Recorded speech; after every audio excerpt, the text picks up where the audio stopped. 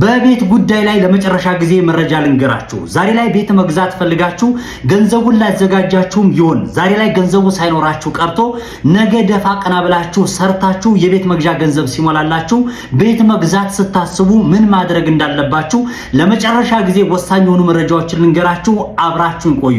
ክቡራና ክቡራን ተመልካቾቼ በአሁኑ ሰዓት ላይ በኢትዮጵያ ለቁጥር የሚታከቱ ቤቶችን እንሸጣለንና ሪል ስቴቶችን ይሸጣለን የሚሉ የተለያዩ አይነት መረጃዎችን እንዲሁም ደግሞ በተለያዩ አርቲስቶችና እኔን ጨምሮ በተለያዩ ሶሻል ሚዲያዎች ላይ ማስታወቂያዎችንና ሪቪዎችን እንለቃለን ይለቃሉ። በርካታ ሰዎች ተጨበረበርን እያሉ ነው። ለምንድን ነው የሚጨበረበሩት? ዛሬ ሚስጥራዊ የሆኑ ነገሮችን እነግራችኋለሁ። ታላላቅ የምስራቾችን በቅናሽ የሚሸጡ ቤቶችንና አቅም የሌለን ሰዎች በምን መልኩ ቤት መግዛት እንችላለን? ምን ማድረግ አለብን? እንዲሁም ደግሞ ምን አይነት አቅም ያለን ሰዎች ነን ቤት መግዛት የምናስበው? ቤት መግዛት ያለብን ምን አይነት ሰዎች ነን? ሀብታሞች እንዴት አድርገው ይገዛሉ? የት ሰፈር ላይ ከምን አይነት ሰዎች ማስታወቂያዎችንና በምን አይነት መልኩ መረጃዎችን እንስማ የሚሉ የተለያዩ አይነት እጅግ የሚጠቅማችሁን ወሳኝ የሆኑ መረጃዎችን ልንገራችሁ። በድጋሚ ከኔ ጋር አብራችሁን ቆዩ። ክቡራና ክቡራን ተመልካቾች፣ አዎ እኔም የተለያዩ ተመልካቾች ሲጠይቁኝ እኔ በቤት ጉዳይ ላይ የተለያዩ መረጃዎችን አቀርባለሁ። ግን በምን መልኩ ነው እያቀረብኩ ያለሁት? በመጀመሪያ ሰዎች የሚያቀርቡበትና የተጨበረበሩበትን መንገድ የተወሰነ ሃይላይት ልንገራችሁ። እኔ ንጹህ ነኝ፣ እኔ ቆሻሻ አይደለም እያልኳችሁ አይደለም። ግን ልብ ማለት ያለባችሁ እናንተ ሁሌም ነግሬያችኋለሁ። እኛ ማስታወቂያ ስሩ ሲባሉ የ40 ሺህ ብር የ50 ሺህ ብር የሆነ ብር ስለሚከፈል ብቻ የተለያዩ አይነት ማስታወቂያዎችን የሚሰሩ ሰዎች አሉ። ከሰው ስነሳ ማረጋገጫ ያለው መረጃ ስነግራችሁ በርካታ አርቲስቶች ተመልክታችሁ ከሆነ ማስታወቂያ ሲሰሩ በአሁን ሰዓት ላይ ኢትዮጵያ ውስጥ ላይ እያነጋገረ ያለ በሌሎችም የቢዝነስ ሐሳቦችና በሌሎችም መኪና ግዙና በሌሎችም ቤት ግዙ ላይ ሰዎች የሚጨበረበሩበትን መንገድ ትመለከታላችሁ አይደለ? በተለይ በምንወዳቸው በመናደንቃቸው በበርካታ መልካም ነገርና በበጎ ስራዎች ላይ የምናቃቸው አርቲስቶች ማስታወቂያ ስሩ ሲባሉ የሚቀርብላቸው ጥያቄ አለ። እነሱ ያልገዙትን ቤትና ያልገዙትን መኪና እኛ ገዛን እያሉ የሚከተላቸውንና ወይም ደግሞ ያ የሚያምናቸውን ኦዲየንስ የሚያምናቸውን ህብረተሰብ ያንን መረጃ ያጋሩና እነዚህ ሰዎች ደግሞ እነዛ ሰዎች ላይ አመኔታ ስላላቸው ወይም ሳምበዲ ታዋቂ ከለ የሚባል ሰውዬ ይህን ቤት ገዝቷል ወይም ደግሞ እዚህ ቦታ ላይ ገዝቷል ገዝቻለሁ ብሎኛል ቤት ገዝቷል መኪና ገዝቷል እየተባለ ህብረተሰቡ በቀጥታ ጋሪ ይመስል በቀጥታ እየሄደ የሚዘፈቅበትና እንዲሁም ደግሞ የሚጨበረበረበት ሲስተም አለ። መጨረሻ ላይ ወደ ፍርድ ቤትና ኬዙ ውሸት መሆኑ ሲታወቅ እነዛ አርቲስቶችም ደብዛቸውን ያጠፋሉ ወይም ደግሞ እነዛ አርቲስቶች ቆመው ይቀራሉ ወይም ደግሞ እኔ የሰራሁት ማስታወቂያ ነው ይሏቸዋል። ስለዚህ እናንተም ቆም ብላችሁ እንድታስቡ መጀመሪያ እነግራችኋለሁ። በምንም አይነት መንገድ እንደ ይቅርታ አድርጉልኝና እንደኔ ማለት ነው በምንም አይነት መንገድ እኔ ቤት ገዛውኝ የከሬን ሪል ስቴት እዛ ገባውኝ ኑ ጎረቤት እንሁን ወይም ደግሞ እንደዚህ እናድርግ የሚል ማስታወቂያ ካያችሁ ውሸት ነው። እንዲሁም ደግሞ ማስታወቂያ የምታሰሩ ሪል ስቴቶችና ቤት ሻጮች በፈጠራችሁ ኦዲየንስ የሚፈልገው ቤት ገዢ የሚፈልገው እኔ ጋር 100% የሚነግራችሁ ነገር ቤት ገዢ በጣም እጅግ በጣም ቁጥሩ ከፍ ያለ ቤት ገዢ አለ። ያገናኙአቸው እኔ የሰራኋቸው ማስታወቂያዎች እስካሁኑ ሰዓት ድረስ ማለት ነው ከ100 በላይ ቤቶች ተሽጠዋል። ባይኔ በብረቱ ሄጄ የተመለከትኩትና ራሴ ተመልካቾች እዚህ ቦታ ቤት ገዛን ብለው ያመሰገኑኝና እንዲሁም ደግሞ በቀጥታ ገዝተው ተሳክቶልኛል ሆኗል ያሉኝ በርካታ ሰዎች አሉ። እኔም ተመልክቻለሁ። እኔም እያንዳንዳቸው ቤቶች ሄጄ አይቼ ፈትሼ ምክንያቱም ነገ መጥፋት አልፈልግም ለማይረባ ገንዘብ ብዬ ነገ ውሸት የሆነ መረጃ ስለማላቀርብ ነው። ስለዚህ እኔ በቀን ነው የምነግራችሁ። በርካታ ሰዎች አሁን የመጣላቸው ሪል ስቴቶችና የሆነ ማስታወቂያ ስለመጣላቸው ብቻ በቀጥታ ማስታወቂያ የሚሰሩ ሰዎች አሉ። እናንተም የተለያዩ ህብረተሰቦችና ተመልካቾች ቤት ምንም ጥያቄ የለውም። የብዙ ሰው ፍላጎት ነው። ሁላችንም ቤት ቢኖረን እንወዳለን፣ ምንም ጥያቄ የለውም። ግን እንደው ሄደን በቀጥታ ባየነው ማስታወቂያ ብቻ ባየነው የ3D ማስታወቂያዎች ብቻ ተሸውደን በጣም በዛ ሰዎች ውሉ ምንድነው የሚለው ያ ሰውዬ በእውነት ቤት ገዝቷል የምትሉት አንድ ሰው ለምሳሌ አምጡልኝ። የፈለገ ባለሀብት ቢሆን አርቲስት ማለት ነው ቤት የገዛ ሰው በትክክል እስኪ ካርታው ባንተ ስም መሆኑን አምጣና ሳየኝ በሉት። ውሸት ነው ውሸት። ወደ ራሴ ልመለስ። በርካታ ሰዎች ጥያቄ ጠይቃችሁኛል። ዛሬ ገና ውሸት ሰራ ብላችሁ ካሁን በፊት አንድ የሰራሁት ሪቪው ነበረ። 40 ሚሊዮን ሆነ 30 ሚሊዮን ሆነ 10 ሚሊዮን ሆነ ያላችሁ ሰዎች አላችሁ። በካሽ ለሚገዙ ሰዎች ያስቀምጡታል። እኔ የሚጠበቅብኝ በነገራችን ላይ ውድ የሆነ ቤት ማቅረብም አይደለም፣ ርካሽ የሆነ ቤት ማቅረብም አይደለም። ትክክለኛ የሆነ መረጃ። አንዳንድ ቤት የመግዛት አቅም የሌላችሁ ሰዎች አላችሁ። አዎ ነገ ኢንሻአላህ ምን ችግር አለው? ቤት የመግዛት እኮ አቅሙ ይኖረናል፣ እንስራ። እኔ ቤት የለኝም አይደል? አሁን ነገ ሰርቼ ልፌ ጥሬ ግሬ አሁን ያየሁትን 40 ሚሊዮን 30 ሚሊዮን 20 ሚሊዮን 10 ሚሊዮን የሚባለውን ቤት ለመግዛት እኮ እየጣርኩ ነው፣ እየሞከርኩ ነው፣ እየለፋው ነው። እናንተም ነገ እንዲኖራችሁ ትፈልጋላችሁ። ስለዚህ ዛሬ ላይ መረጃውን ስሙት፣ እንስማው። ዛሬ ላይ እናንተ አካውንታችሁ ላይ 2 ሚሊዮን ስላለ ወይ 1 ሚሊዮን ስላለ ወይ 500 ሺህ ብር ስላለ ይሄ ለኔ አይደለም ብላችሁ ሰው መተቸት የለባችሁም። 40 ሚሊዮን ብር አቅም ያለው ሰውዬ ቤት መግዛት ስለሚፈልግ ለእናንተም እኮ የድሃ እኮ አቀርቢያለሁ። የድሃ ስላችሁ ገንዘብ ለሌለው ማለት ነው። ድሃ ስድብ አይደለም። ስለዚህ አቅም ለሌላችሁ ሰዎችም አቀርባለሁ፣ አቅም ላላችሁ ሰዎችም አቀርባለሁ። ሳቀርብ ግን መስፈርት አለኝ እኔ። ቤት ሻጮችም አስቡት፣ እንዲሁም ደግሞ ኦዲየንስም ሁሌም አስቡት፣ ቆም ብላችሁ አስቡበት። ስለ ቤት ሳቀርብላችሁ ሪቪውም ሆነ ስለ ቤት ማስታወቂያ ስሰራ እውነት ነው የምሰራው። እኔ ግን በምን መልኩ ነው የምሰራው? ጥያቄ ነው የማቀርበው። እኔ ምን አይነት ጥያቄ ነው የማቀርበው? እናንተ ያ የምትፈልጉት ጥያቄ አለ እኔ ውስጥ በውስጥ የሚመላለስ በህሊናዬ ውስጥ ያለ ሰዎች የተጨበረበሩበትን ጥያቄ እኔ ጋር ስላለ ቤታችሁ የት ነው? መሬት ላይ ያረፈ ቤት አለው? ሄጄ እመለከታለሁ ራሴ ባይኔ በብረቱ። በነገራችን ላይ ወላሂ ነው የምላችሁ፣ ምዬ ነው የምነግራችሁ። በቀን በትንሹ ከ5 እስከ 10 ማስታወቂያ እኔ ጋር ይመጣል። የሪል ስቴት ማስታወቂያ፣ የቤት ማስታወቂያ ማለት ነው። በኮንተንት ቢዝነስ ስለሆነ ኮንተንት የተለያየ አይነት የማሽነሪዎችን ወይም ደግሞ የሚጠቅሙ የሥራ ሐሳቦች ስለሆነ አንተ ላይ ማስታወቂያ ማስነገር እንፈልጋለን የሚሉ የተለያዩ አይነት ማስታወቂያዎች ይጎርፋሉ እኔ ጋር። ግን መስፈርት አለኝ። ያንን መስፈርት ስለማያሟሉ ብቻ ዲስኳሊፋይድ ይሆናሉ ወይም ደግሞ ያንን ማስታወቂያ አልሰራላቸው። የት ነው ቤት ያላችሁ እየሰራችሁ ያላችሁ ስላቸው አይ ገና አዲስ እየገባን ነው ሲሉኝ አይ ቤት ከሌላችሁ ማስታወቂያ አልሰራም ነው የምላቸው። በጣም ብዙ ብር ነው የምነግራቸው። 1 ሚሊዮን ብር ሁላ ልከፈለ ማስታወቂያ ስራ የተባልኩበት አለ። ገና በአክሲዮን ወይም ደግሞ ገና አየር ላይ ያለ መሬቱን ያልተረከቡበት የተለያዩ አይነት ማስታወቂያዎችን የሚያስነግሩ ሪል ስቴቶች አጋጥመውኛል። አላደርግም። የሚያድግ ልጅ ምንድነው የሚባለው? ባጭሩ መቋጨት አልፈልግም። ምን ይሰራልኛል? አልহামዱሊላህ ብዙ ስራ አለኝ እኔ። ግን እንደ መረጃ ለተመልካቾች እንደ መረጃ የሚጠቅም መረጃ ግን ማቅረብ አለብኝ። ሁሌ ስለ ፋይበር ግላስ ሁሌ ስለ ግብርና ማቅረብ የለብኝም። ቤት ያስፈልጋል። ስለ ቤት እኔ መረጃ ያልሰጣችሁ ማን ሊሰጣችሁ ነው?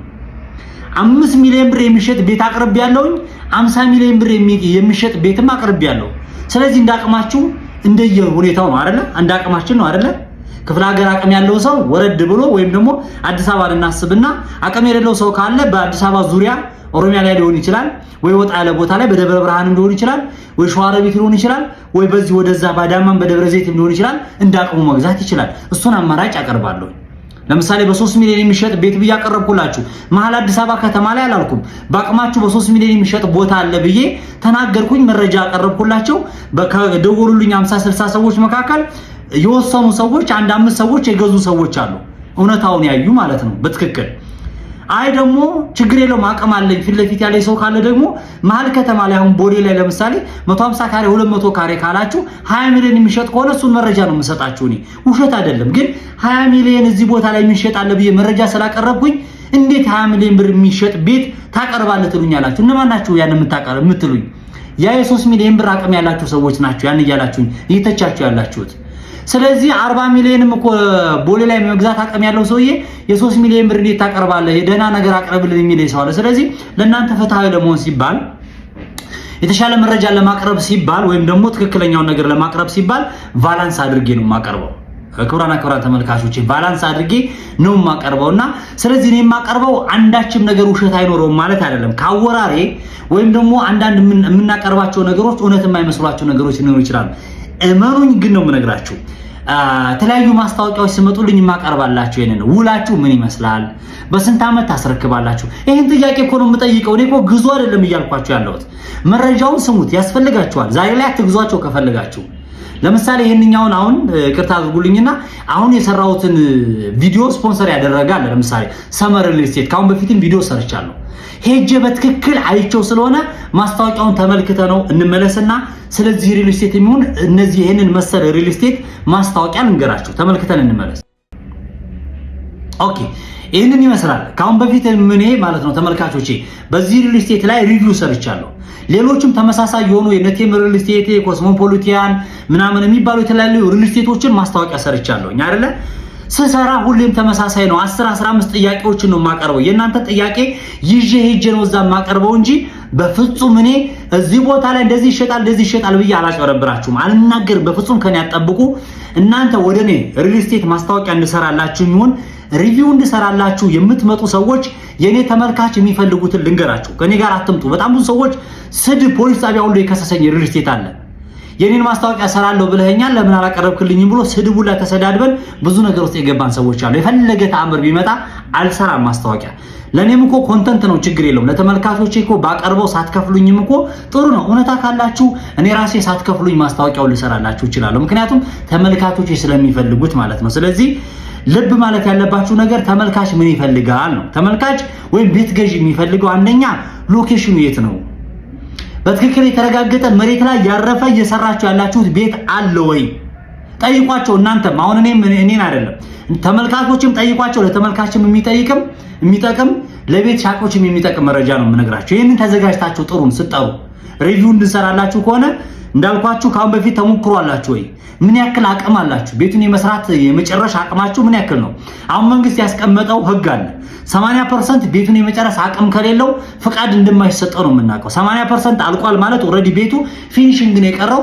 የዛን ጊዜ አንድ ቤት ገዢ ሰው ወይም ደግሞ ቤቱን መጀመሪያ ላይ እንድትሸጡለት ቀብድ የከፈለ ወይም ደግሞ የመጀመሪያ ክፍያ የከፈለ ሰው በየወሩ እየከፈለ ያለ ሰው 80% የመክፈል የመጨረስ ወይም ደግሞ ቤቱን የመገንባት አቅም ካላችሁ አይጠራጠርም ይገዛችኋል። ይህች ግን እንደ በፊቱ ዋቴ የሆነች ግን 20 ዓመት የፈጀባቸው ሪል ስቴት ቤት ሻጮች አሉ።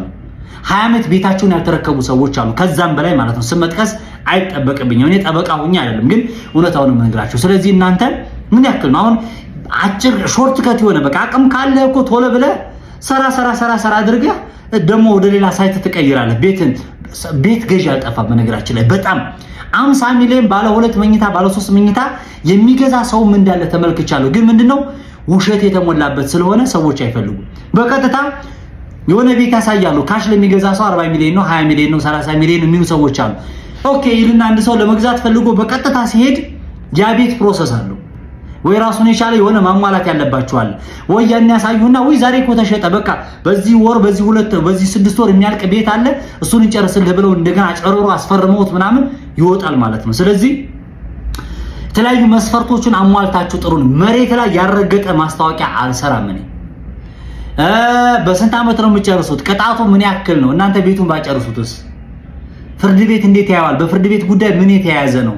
እዳ አለበት የለበትም የሚሉ መሰል ጥያቄዎችን ሁሌም 100 ሪል ስቴት ማስታወቂያዎችን ብሰራም አትሰልቹ ተመልካቾቼ። ባቀርብላችሁ እዩት፣ ለእናንተ የሚጠቅማችሁ ውሰዱ።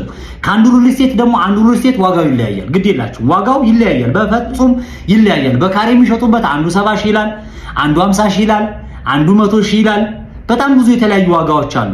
ግን ዛሬ ላይ 10 ሺህ ብር በካሬ ምንድነው 100 ሺህ ብር የሚሸጥ በካሬ ካቀረብኩላችሁ የሆነ ራሱን የቻለ ምክንያት አለው።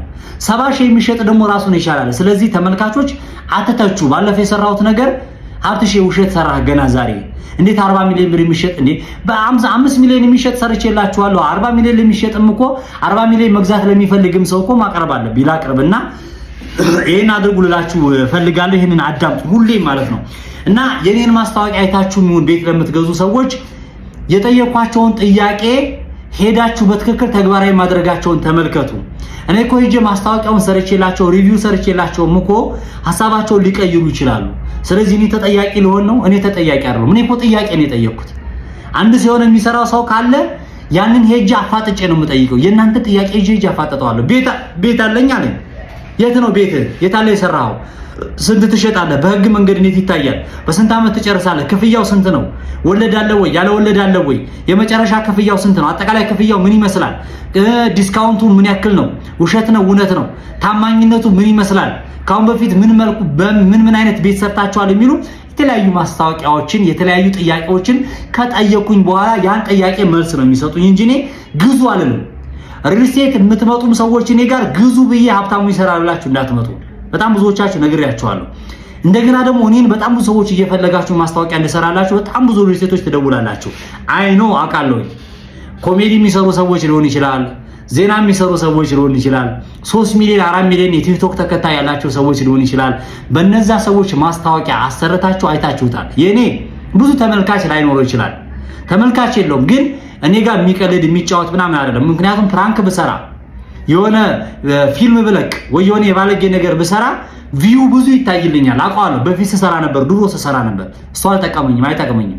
ዛሬ ላይ የምፈልገው ፈላጊና ተፈላጊን ማገናኘት፣ ስራ አጥና ስራ ያለውን ሰው ማገናኘት፣ እውነተኛ የሆኑ ነገሮችን ማገናኘት፣ በቢዝነስ ላይ ኮላቦሬት አድርገን እንዴት አድርገን መስራት እንችላለን የሚሉትን እውነተኛ የሆኑ ነገሮችን ማቅረብ ነው የኔ ዓላማ አንድና አንድ። ስለዚህ ይህንን ልብ ብላችሁ ካሰባችሁበት ወደኔ ማስታወቂያ ለማሰራት የምትመጡ ሰዎች ካላችሁ በተመልካች ፊት ነው የምነግራችሁ፣ ጥያቄ ነው የምጠይቃችሁ። ተመልካች መግዛት አለመግዛት እኔ አላስገድድም፣ አይመለከተኝም። እኔ መረጃ ነው የማቀርብላቸው ለተመልካቾቼ፣ ስለማከብራቸው ስለምወዳቸው። ለዛ ነው እቺ 40-50 ሺህ ብር ለኔ የምትከፈለኝ ማስታወቂያ ወይም 100 ሺህ ብር ምንም ማለት አይደለችም ለኔ። ምክንያቱም ነገ ብቆይ ይሻላል። ነገ ማስታወቂያ ሰርቼ አንድ ማስታወቂያ አጭበርብሬ ከምጠፋ ከሚዲያ ላይ ወይም ደግሞ ከሰው ጋር ከጎረቤት ጋር ከማቃቸው ከቤተሰቦቼ ጋር ስንት ዓመት በስደት ያጠራቀሙትን ገንዘብ እንዲበሉ አላደርግም። እኔ የሥራ ሰው ነኝ፣ ቢዝነስማን። በርካታ ሰዎች ለማስታወቂያ ይፈልጉኛል፣ ሪቪው እንዳደርግላቸው ይፈልጉኛል። ግን መስፈርቴ ከባድ ስለሆነ ያንን ስለማያሟሉ ጾም የልደር እንጂ ማስታወቂያ አልሰራም ነው የምለው። ካሁን በፊትም አልሰራውም፣ አላጭበረበርኩም፣ ከዚህ በኋላም አላጭበረብርም። በቤት ጉዳይ ላይ የሚሆን በተለያየ አይነት በቢዝነስ ጉዳይ ላይ ተመልካቾች እንድታምኑኝ የምፈልገው ነገር ጉሮሮዬን ለአንዳች ነገር እሰጣለሁኝ እንጂ የተጨበረበረ የቢዝነስ ነገር ወይም ደግሞ የተጨበረበረ ማስታወቂያ አላመጣላችሁም። ሪል የሆነ ነገር ፊት ለፊት አቅርቤ እንኳን ስህተት ከተፈጠረ የሆነ ሪል ስቴት ሊሆን ይችላል፣ የሆነ ቢዝነስ፣ የሆነ ፋብሪካ፣ የሆነ አገልግሎት ሰጪ ሄጄ ሪቪው አድርጌ እንድትጠቀሙት ጋብዣችሁ አሳይቻችሁ ከሆነ የሆነ ስህተት አለ ካላችሁኝ ኢሚዲየትሊ ወጥቼ ወዳው ስህተት ነው ይቅርታ እዚህ ቦታ እንዳትሄዱ መስሎኝ አቅርቤ የነበረ ብዬ ቪዲዮ እሰራለሁ። ይሄን በመስራት እታወቃለሁ። ከፍ እንዳደረኩ አንድ ድርጅትን መልሼ ዝቅ የማድረግ አቅም አለኝ፣ እውነታውን እስከያዝኩ ድረስና ተመልካቾች እሱን አስቡ። ክፍለ ሀገር ላይ ቤት መግዛት የምትፈልጉ ሰዎች አላችሁ፣ መረጃ ሰጥቻችኋለሁ። ከዚህ በኋላም ከይቅርታ ጋር ማለት ነው አፋጠጣለሁ። ማስታወቂያ መስራት አይደለም፣ የቤት ሻጮችን ሪቪው አደርጋለሁ ከዚህ በኋላ በደሴም በኦሮሚያም በትግራይም በሶማሌም በአፋርም እየሄድኩኝ ቤቶችን ሪቪው አደርጋለሁ። አገልግሎቶችን ሊሆን ይችላል ምኖችን በጣም ካሁን በፊት ስመልስ ነበረ። ስህተት የሆኑ ነገሮች አሉ። በደፈናው ማስታወቂያ አልሰራም፣ ሪቪው አላደርግም ያልኳቸው አሉ። እውነት የሚሸጡ ሰዎችን ደግሞ መጨቆን እንዳይሆን፣ ቤት የመግዛት ፍላጎት ያላቸውንም ሰዎች ደግሞ ሌላ ቦታ ሄደው እንዳይጨበረበሩ የነሱን ጥያቄዎች ይዤ እኔ ሚዲያ ላይ ይዤ መቅረብ ስላለብኝ እነዛን ቤት የሚሸጡ ሰዎችን ወይም ደግሞ ሴልስ ወይም ደግሞ የማርኬቲንግ ሰዎችን አፋጠጣቸዋለሁ፣ ጠይቃቸዋለሁ። የእናንተ ጥያቄዎች ስለማቀና ክሪስ የሆኑ ጥያቄዎችን አቅርቤ መልስ ይሰጣቸዋል። ውሳኔ እናንተ ነው። እኔ አልገፋችሁም። ፍርዱን ለእናንተ ነው እኮ ለሌላ አይደለም። እኔ ጠይቃለሁ፣ ፍርዱን እናንተ። ግዙ አትግዙ እናንተ ነው፣ አይመለከተኝም። ያንን ነው የምላችሁ። ስለዚህ ያመንኩባቸውን በስፖት ማስታወቂያ የሚሆን አጭር ማስታወቂያ በመለቃቸው የተለያዩ የቢዝነስ ሐሳብ ቪዲዮዎችም ላይ ሊሆን ይችላል፣ በእነሱም ላይ ልለቅ እችላለሁ ስፖት ማስታወቂያዎችን። ካልሆነም ደግሞ ራሱን የቻለ ሪቪው ልሰራ እችላለሁ። ገንዘቡን ፈልጌም ብቻ አይደለም። ግን በጣም የሚፈልጉ ሰዎች ቅድም ነግሬያቸዋለሁ፣ 50 ምናምን ሰዎች በእኔ ምክንያት ቤት የገዙ ሰዎች አሉ። ስለዚህ ተመልካች እየበደልኩ ነው ማለት ነው። አይ ውሸት ሊሆን ይችላል ብዬ ማስታወቂያዎችን ከመስራት አልቆጠብም። ከዚህ በኋላ ውሸት ማስታወቂያ ግን አልሰራም። እውነት የሆኑ ማስታወቂያዎችና እውነት የሆኑ ቤት ሻጮችን አቀርብላችኋለሁ ከይቅርታ ጋር። ያን ያለው ለኔም ባይዘወይ እንደ ቢዝነስም ነው። ምንድነው እውነታውን እያወቅኩኝ እምቢ ማለትም ጥሩ አይደለም ለኔ። እውነት ከሆነ አቀርባለሁ፣ ውሸት ከሆነ የራሱ ጉዳይ። እስካሁን ድረስ አይታችሁ ከሆነ ከቀረቡልኝ በጣም ከ200 በላይ ማስታወቂያዎች በላይ የሪል ስቴት ማለት ነው በቁጥር ከ10 አይበልጡም የሰራዋቸው ሪቪዎችና ማስታወቂያዎችና ኢትዮጵያ ውስጥ ላይ በአሁኑ ሰዓት ላይ ከ1000 በላይ ደርሰዋል እኮ ሪል ስቴቶች ብቻ። ሁሉም ሪል ስቴቶች ይደውላሉ ቤት ብለው ሲፈልጉ ወይም ስለ ቢዝነስ ሲያወሩ እኔ ጋር ይመጣሉ። ምክንያቱም እኔ ጋር ቀልድ የለም፣ ጨዋታ የለም፣ አሉባልታ አይደለም፣ እውነታ ነገር ስለማቀርብ በቃ አብትሽ አንተ ጋር መስራት እንፈልጋለን፣ የዓመት ስፖንሰር፣ ዓመታዊ የሆነ ፓኬጅ እንነጋገር የሚሉ ሰዎች አሉ። ኖ የዓመት አልፈራረም። ምክንያቱም ምንድነው ነገ በመሃል ላይ ሐሳባቸውን ቢቀይሩ የዓመት ተፈራረሜ ግዴታ መስራት አለብህ ሊሉኝ ነው። በሚሊዮን ብር ቀርቦልኛል። አላደርገውም። ተመልካቾች ይሄን ነው የምላችሁ። ወሬ አብዝቼባችኋለሁ። ያን ነው የምነግራችሁ። ሀብታሞች ግዙ፣ ምንም ችግር የለውም። ሀብታሞች ግዙ ብላችሁ ምን መሰላችሁ? ለምሳሌ ካሁን በፊት ባለፈው ያቀረብኩት የ40 ሚሊዮን የ30 ሚሊዮን ብር ብያለሁ። የምታውቁት እናንተ ናችሁ። ይሸጣል አይሸጥም ወይም ደግሞ እንደሚያወጣ ታውቁታላችሁ። የከበደው ለማን ነው? ለድሃ ወይም አቅም ለሌለው ሰው 40 ሚሊዮን ብር ቤት ባለ 3 ባለ 4 መኝታ ያለ ሰው አለ። ባለፈው ግን ደግሞ ያንን ቤት ማስታወቂያውን ሰርቼ ሄዶ የገዛ ሰው አለ። አያችሁ አይደለ? ይሄን ነው ማየት ያለባችሁና መሬት ላይ ሆነን አንፍረድ። ለእናንተም እዛው ላይ ደግሞ ምን ሰርቻለሁ? በ5 ሚሊዮንም ደግሞ ባለ 2 መኝታ አለ የሚል ደግሞ ሰርቻለሁ እዛ ጋር። አረ እንዴት በ5 ሚሊዮን ይሸጣል? በ2 ዓመት እንጨርሳለን ብለዋል። በ3 ዓመት እንጨርሳለን ብለዋል አይደለ? ስለዚህ እዛ ጋር ሄዳችሁ ውሉን ማየት ነው። ምክንያቱም ብዙ ዓመት የሚፈጅ ከሆነ ይሄን ያክል በካሽ ቀጥታ ከመጣችሁ እንደዛ እኮ ነው። አንድ ገበያ ለምሳሌ ይሄንን አምጣልኝ ካላችሁኝ ትርፌን ካወቁኝ አሁን አስቸኳይ ከሆነ በጣም እጅግ ወሳኝ የሆነ ነገር ከሆነ አሁን ላይ በውድ ዋጋ ልሸጠው ይችላል አይደለ? እጥፍ አድርጌ። ምክንያቱም አሁን ላይ ቤት የሚፈልግ ከሆነ ይሄን ግን በእጅም ጊዜ ከሆነ የእናንተን ቤት የእናንተን ብር ገንዘብ ቤት እሰራበታለሁ። የእናንተ ብር ዛሬ ላይ ርካሽ ነው፣ ዛሬ ላይ እሰራበታለሁ። ግን በቀጥታ የዛሬ 4 ዓመት ቤቱን ጨርሼ ብትመጡ ግን ዋጋ ጨምሬ እሸጣለሁ። ዚስ ኢዝ ቢዝነስ ስለሆነ ማለት ነው። ስለዚህ የ5 ሚሊዮንም አለ የ8 ሚሊዮንም አለ የ7 ሚሊዮንም አለ። ፍርዱን ለእናንተ የመጨረሻ ዋጋ ነው ወይ እንዴት ነው የሚለውን ነገር እያነጻጸራችሁ እንድትገዙ ልላችሁ ስለምፈልግ ነው። በቤት ጉዳይ ብቻ አይደለም፣ ሌሎችንም ማስታወቂያዎች ስሰራ፣ ሌሎችንም ሪቪዎች ስሰራ ውሸት ነው የምትሉ ሰዎች አላችሁ። ከኔ አትጠብቁ፣ ግድ የላችሁ። እኔ ሁሌም የምሰራው ሪቪው ነው የማደርገው። ሪቪው ማለት በነገራችን ላይ ጥያቄ ነው የማቀርበው። እኔ እዚህ ቦታ ግዙ፣ እዚህ ቦታ ሄዳችሁ ሰልጥኑ፣ እዚህ ቦታ እንደዚህ አድርጉ አልላችሁም። እኔ እንዴት እላችኋለሁ አልልም። እውር ናችሁ እንዴ እናንተ? አገናዝቡ። ስለዚህ እኔንና ሌሎችም አርቲስቶችን መኪናም ስትገዙ፣ ቤትም ስትገዙ፣ የሆነ ነገርም ስታደርጉ፣ ትዳርም አድርጉ ከፈለጋችሁ በሰው ጉትጎታ ቆም ብላችሁ አስቡ። እውነታው ምን ያክል ነው? የሆነ ሰው እኔ ሄጄ ገዛው ውሸት። በተለያዩ ሶሻል ሚዲያዎች ላይ የሚወራ ነገር ውሸት ነው። ቆም ብላችሁ አስቡ። እኔንም አትመኑኝ እላችኋለሁ። እኔ መረጃ ሰጠኋችሁ፣ እኔ ፍንጭ ሰጠኋችሁ። እናንተም እንደምታደርጉት እዛ ቦታ ላይ ስልክ አስቀምጬላችኋለሁ። በአካል ትደውሉላችሁና በአካል ትሄዳላችሁ። ውሉ ምን ይመስላል እንዴት ነው ምናምን የሚለውን ነገር አድርጉ። ለድሃ አለ ወይ? አለው። አቅም ለሌላችሁ ሰዎችም አለ። አትፍሩ፣ መግዛት ትችላላችሁ። ሪል ስቴት እንዴ እስከ መቼ ድረስ ነው? የተሸወድን ሰዎች አለን እኮ ኮንዶሚኒየም አንቆጥብም ብለን ኮንዶሚኒየም የደረሳቸው ሰዎች አሉ። ዝም ብሎ በ300 በ400 ሺህ ብር ቤት የደረሳቸው ሰዎች አሉ። የዛኔ ግን ውሸት ነው ምንድነው ምናምን እያልን አሉባልታ ስናወራ እድሜያችንን ፈጅተነው ከገንዘባችንም ሳንሆን እነዛ ሰዎች ዛሬ ቤታቸውን ተረክበው በ400 በ500 ሺህ ብር ቆጥበው የደረሳቸው ቤት ዛሬ ላይ 7 ሚሊዮን 8 ሚሊዮን እየሸጡ ነው ኮንዶሚኒየም ቤት። ስለዚህ ዛሬም ቁጭ ብለን የምንተች ሰዎች አለን። ሪል ስቴት ቤት ለመግዛት ውሸት ሪል ስቴት አለው ወይ? ውሸት ቤት ሻጭ አለው ወይ? አዎ፣ ምንም ጥያቄ የለው 100%። ግን ቆም ብላችሁ አስቡላችሁ ፈልጋለሁ። ቤት ሻጮችም ቆም ብላችሁ አስቡበት። ሰው የእናንተን አተካራ አይፈልግም። በቃ እንዲህ ሰተናል፣ እንዲህ አድርገናል፣ እንደዚህ አስረክበናል፣ ተውት፣ ይሄ አያስፈልግም። ዛሬ ላይ የምትሰሩት ቤት ገንዘብ ሳይኖራችሁ ሪል ስቴት ሰሪዎች አትግቡ፣ ወደ ቢዝነስ ውስጥ አትግቡ። በቃ እንደ ሰው አቅም ሳይኖረው እናንተ ጋር እንዴ አንጣ ብር ብላችሁ ሰብስባችሁ በሰው ብር ነው የምትሰሩት። በሰው ብር ገና በአክሲዮን ብር እኔ ዛሃራ አስቴር ከበደ ምናምን ከለ የሚባሉ ሰዎች ቤት እንሸጣለን ብላችሁ 3D ትለቃላችሁ። እኔና እነሱ ሆነን ብር ቅድሚያ ብር እንከፍላችኋለን። መሬት ትገዛላችሁ። ከዛ በየወሩ በምንከፍለው ገንዘብ ደግሞ የሆነ መሰረት ታወጣላችሁ። የሆነ ነገር እያላችሁ አቅምም ስላላችሁ የፍርድ ቤት ምንም ጉዳይ ስለምታውቁት ጠበቃም ስላላችሁ ከህግ ጉዳይም ደግሞ የተወሰነች የሚያያዝ አቅም ስላላችሁ የምታጓትቱ ሰዎች አላችሁ። ያ ዘመን አብቅቷል። አሁን የሚሸወድ የለም። ድሮ በቁጥራቸው 4-5 ብቻ ከ10 የማይበልጡ ሪል ስቴት ነበሩ። ዛሬ ላይ 1000 የሚሆኑ ሪል ስቴቶች አሉ፣ ከዛ በላይ ቁጥራቸው።